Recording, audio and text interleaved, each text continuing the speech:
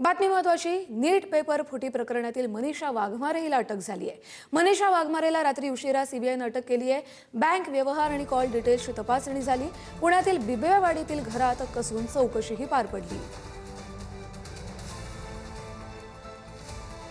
अधिक अपडेट घेऊया आपले प्रतिनिधी ज्ञानेश्वर चौतमल यांच्याकडून. ज्ञानेश्वर, हा सगळा घटनाक्रम सांगा आणि शेवटी सीबीआयने या मनीषाला अटक केली आहे. अगदी बरोबर आहे. नीटचा जो पेपर फुटलेला होता या सगळ्या प्रकरणात पुण्यातून मनीषा वाघमारेला रात्री उशिरा सीबीआय कडून अटक करण्यात आलेली आहे. फोनमधली माहिती, बँक व्यवहार आणि कॉल डिटेल्स याची तपासणी सीबीआय कडून केली जाते आहे. सगळ्यात महत्त्वाचं काय तर विद्यार्थ्यांसाठी महत्त्वाची बातमी आहे, ज्यामध्ये 21 जूनला जी नीटची परीक्षा आहे, पुनर्परीक्षा, ती होणार असल्याची माहिती शिक्षण मंत्री धर्मेंद्र प्रधान यांनी दिलेली आहे. आणि पुढच्या वर्षीची जी परीक्षा आहे ती ऑनलाईन पद्धतीने होईल अशा पद्धतीचा मोठा निर्णय केंद्रीय शिक्षण मंत्र्यांनी घेतलेला आहे.